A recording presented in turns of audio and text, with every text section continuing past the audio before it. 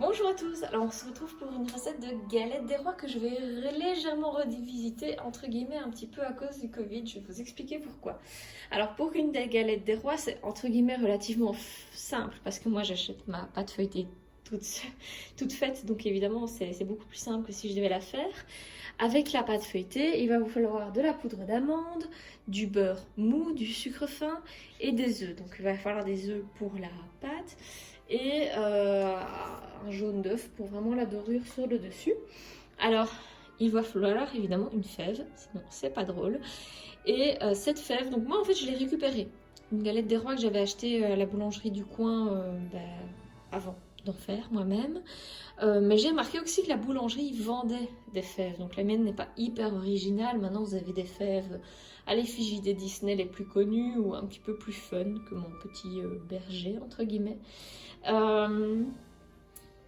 Si vous n'avez vraiment pas de fèves sous la main, vous pouvez aussi utiliser un haricot sec. Moi j'ai toujours peur qu'il se fasse quand même manger inaperçu. C'est pas grave pour la personne, mais on ne saura pas qui est le roi. Et donc je vais vous montrer un peu comment ça se passe la méthode traditionnelle que j'avais réalisée en janvier 2019, il y a 2 ans. Pour la méthode traditionnelle, il va vous falloir 2 pâtes feuilletées. Donc on va utiliser la feuille en silicone hein, comme base. Alors, ce qu'on va faire pour la méthode traditionnelle, c'est qu'on va utiliser deux pâtes feuilletées. On va mettre la première ici. On va faire notre mélange. Et on va le disposer, par exemple, moi j'avais fait une poche à douille. On va le disposer en laissant aller 2 bons centimètres au bord. Ensuite, on va recouvrir d'une seconde feuille, une feuille de pâte feuilletée en fait. Et en fait, on va mettre de l'eau ici pour coller les deux. Et puis on va peut-être un peu écraser avec une fourchette pour faire quelque chose de joli. Et on n'aura plus qu'à mettre notre jaune d'œuf sur le dessus et enfourner le tout. Alors, c'est une méthode très simple, très pratique, mais qui résulte une galette des rois assez imposante. Donc, chez moi, on est 2 et pour l'occasion, j'avais invité ma belle-mère, mon beau-frère, enfin, on a invité la famille qui était dans le coin à venir goûter parce que je ne pensais pas réussir mon coup et quand on a vu la galette des rois, on s'est dit, mon Dieu, on va avoir à manger pour toute la semaine. Donc ici, moi, l'idée, c'était de faire une galette des rois avec une seule pâte, vu qu'on est 2. Et pour le coup, je pourrais faire la même méthode avec 2 petits ronds. Mais comme j'ai ces petits moules là chez Tupperware qui sont sortis, je me suis dit, je vais utiliser mes moules à tartelettes et faire 2 en fait, galettes des rois tartelettes. Et tout simplement, en fait, je vais cacher la fève dans l'une des 2.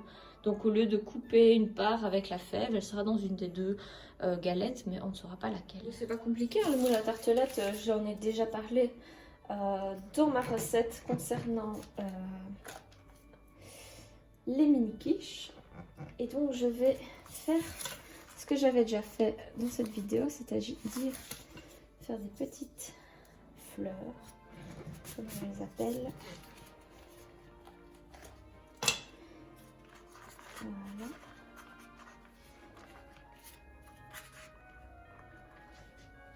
Et aller les disposer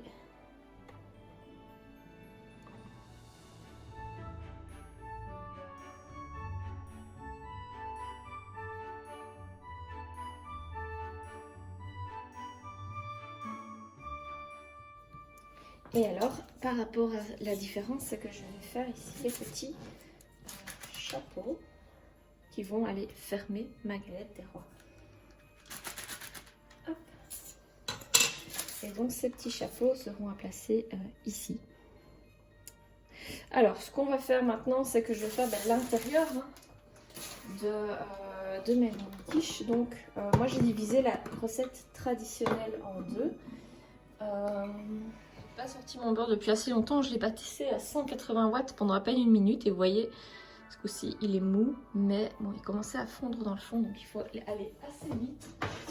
Mais ça, c'est quand on n'a pas envie de sortir son beurre trop tôt. Oula, je vous secoue. Alors, je vais mettre mon beurre. Je vais retirer ma collerette, j'aurai plus facile. Je vais mettre mon sucre. ma poudre d'amande. Donc dans les commentaires de la vidéo, je vais mettre les quantités pour une galette des rois classique. Et ici, j'ai entre guillemets simplement divisé en deux en me disant que ce serait suffisant pour mes 2 tartelettes. J'ai tout mis sauf l'œuf et je vais déjà faire un premier mélange dans mon extra chef.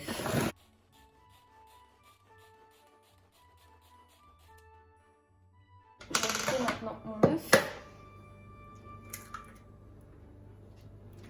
Oh, j'ai un peu de coquille qui est tombée.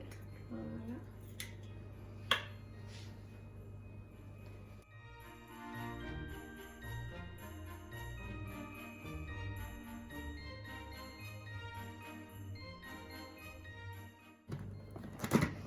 Voilà.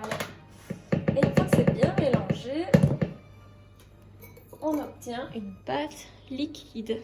Vous voyez. Donc ça, sur votre grand anneau, vous pouvez très bien l'étaler à la cuillère, mais le mieux c'est à la poche à douille pour obtenir quelque chose de régulier. Et ici, vu qu'on est dans des tartelettes, il me semble qu'une simple cuillère à soupe va faire le job.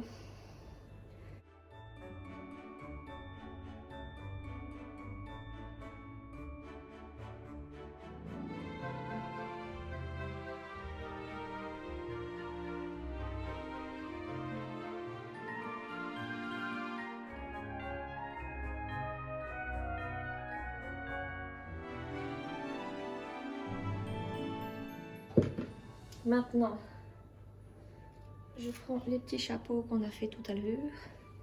Hop, petit chapeau. Alors, la pâte qui était vraiment contre le papier, elle est un peu plus humide et c'est celle-là que je mets vers le bord, voyez-vous. Et je vais aller solidifier le tout. Simplement. Alors, si les pâtes ne collent pas entre elles, n'hésitez pas à mettre un petit peu d'eau entre les deux. Et normalement, ça va se faire tout seul. J'allais oublier, le plus important, c'est quand même de mettre la fève dans une des petites tartelettes. Alors, les tartelettes ici qui sont vides, ce qu'on va faire, c'est qu'on va mettre un petit peu d'eau dedans. C'est ce qu'on conseille en général quand vous n'utilisez pas toutes les cavités d'un moule, c'est de mettre de l'eau pour éviter que les cavités vides ne s'abîment. J'avoue que c'est quelque chose que je ne savais pas, j'ai jamais eu de problème, mais maintenant que je le sais, on va dire que je préfère éviter les ennuis. Alors, donc on a des chutes, hein. On a des chutes. Moi, je n'aime pas le gaspillage. Donc, on a des chutes et on a aussi un petit peu restant de pâte, hein, parce que c'était assez généreux finalement. Donc, vous voyez, c'est même plus que des chutes parce que je vais pouvoir faire une troisième tartelette finalement. Bon, je vous passe les détails, je mets quelques grandes étapes en images, mais comme vous pouvez l'imaginer, je réétale ma pâte et je refais mes emporte-pièces pour ensuite faire ma troisième tartelette.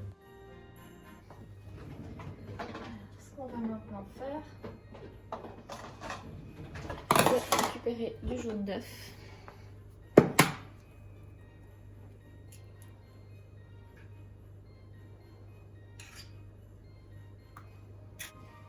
Donc je prends la grille de mon four qui est froide. Je vais mettre même la tartelette dessus. Voilà.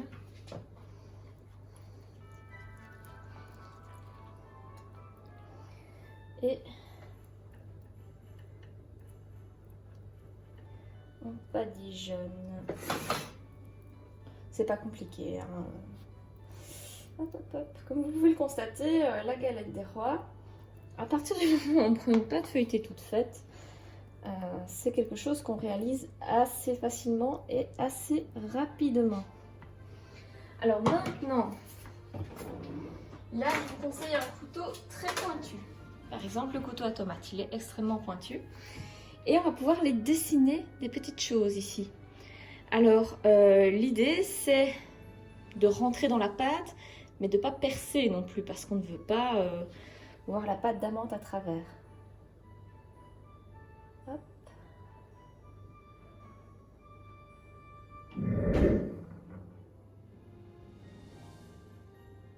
Alors, pour les mamans qui aiment bien tricher, enfin tricher pour le bien de tous, ce qui peut être intéressant, c'est de faire un dessin peut-être légèrement différent sur la tarte qui contient la fève et, par exemple, de servir cette tartelette à votre petit bout, si vous voulez que ce soit lui, entre guillemets, qui gagne.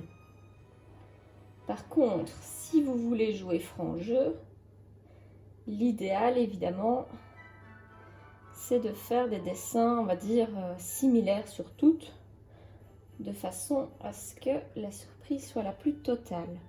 Bon, vous voyez, je ne suis pas une artiste, hein. On fait comme on peut. Et on va enfourner le tout à 200 degrés au four pendant 20 à 30 minutes pour une grosse. Donc les petites, je vais voir. Hein. J'ai oublié de mettre un petit peu d'eau dans mes cavités vides. Donc je ne mets pas à ras-bord hein, parce que le but c'est pas non plus d'arriver à une catastrophe nationale. Alors, petite remarque face caméra, c'est que bien souvent quand on va en boulangerie, on se dit waouh, la galette des rois c'est assez cher. Hein. C'est quand même une tarte qu'on trouve entre... on va dire 10, peut-être parfois 8, mais entre 10 et 15 € en boulangerie. Hein, je ne parle pas des supermarchés. Donc j'ai voulu faire un petit récapitulatif de combien ça m'avait coûté de faire ça, tout en sachant que les ingrédients, en fonction de leur qualité, peuvent coûter différents prix et qu'évidemment, les professionnels comme les boulangeries ou les supermarchés ont des quantités beaucoup plus grandes qui leur permettent d'avoir des meilleurs prix. Mais donc, je vais revenir sur ceci. Mais donc pour mes 3 tartelettes, donc ça équivaut à la moitié d'une recette classique, on est entre 5,80 € et 8,30 € en fonction de la pâte feuilletée qui est prise. Donc là moi j'ai pris une pâte feuilletée qui peut être entre 1 € et 3,50 € d'après, voilà, si vous prenez la marque distributeur ou une marque plus connue, une pâte brisée qui sera peut-être avec du beurre alors que vraiment dans le bas de gamme elle sera peut-être plutôt avec... de l'huile, peut-être de palme ou d'autres choses. Et donc pour une grande, donc vraiment la galette des rois qu'on va retrouver en boulangerie, on est entre 11,60 € et 16,60 €. Certainement que faire sa pâte feuilletée coûte peut-être certainement moins cher que l'acheter toute faite. Mais il faut ajouter à cela des heures de travail que le boulanger doit compter parce qu'il doit gagner sa vie, il ne va pas juste vous vendre au prix coûtant des ingrédients. Donc voilà, je vais vous montrer un peu le détail. Donc ici j'ai mis mes ingrédients, j'ai mis le prix en fonction de la quantité utilisée. Et donc ça c'était pour mes 3 tartelettes, j'ai simplement eu à faire x2 pour ma grande. Donc j'ai mis un premier prix qui correspond à la pâte feuilletée à 1 € et le deuxième prix qui correspond à une pâte feuilletée à 3,50 €. Bon, il y a des prix entre les deux évidemment et vous pouvez peut-être même en trouver des moins chers et des plus chers, ça c'est sûr. Mais vous avez la pâte feuilletée donc entre 1 et 3,50 €. Pour mes par tartelette, il m'en a fallu qu'une. Le sucre, c'est 10 cents. Hein. J'ai pris du sucre à 1 € le kilo. Les œufs, moi généralement je prends des œufs bio, c'est à peu près 2,40 € pour 6 œufs. Donc voilà, j'ai compté 80 cents pour mes 2 œufs. La poudre d'amande, c'est certainement ce qui est le plus cher. 3,35 € ici pour mes petites tartelettes. Le beurre, bon après le beurre, là aussi c'est pareil, il y en a à tous les prix. Moi j'ai pris le beurre que j'utilise quotidiennement. Et donc on arrive, si vous prenez la pâte feuilletée la moins chère, à 5,80 € pour mes 3 tartelettes et à 11,60 € pour une grande galette des rois. Donc c'est clair que la faire soi-même, c'est d'une part avoir un gage de savoir ce qu'il y a dedans. D'autre part, c'est la petite fierté de l'avoir fait soi-même. Maintenant, si vous avez confiance en votre boulanger, vous remarquerez que vous n'allez pas non plus gagner votre vie en la faisant vous-même. À moins peut-être en faisant la pâte feuilletée. Leur petite taille, les tartelettes ont quand même pris une cuisson entre 20 et 30 minutes. En fait, sinon, le fond n'était pas cuit. Hein. Donc on voit que j'ai baissé la grille un moment parce que ça devenait très coloré sur le dessus. Mais ce n'est pas cramé, donc ça c'est top, c'est le plus important. Celle-ci est un petit peu explosée, mais franchement elles sont très jolies, donc je suis contente du résultat. Notre mini galette des rois est terminée, elle est quand même assez conséquente, on va peut-être la manger par moitié ici. J'espère que cette recette vous a plu, n'hésitez pas à me dire ce que vous en avez pensé en commentaire. Je pense que ça pourrait être des chouettes petites collations aussi pour l'école ou des petits desserts. à emporter à gauche, à droite. C'est très très sympa et moi la poudre d'amande, j'adore.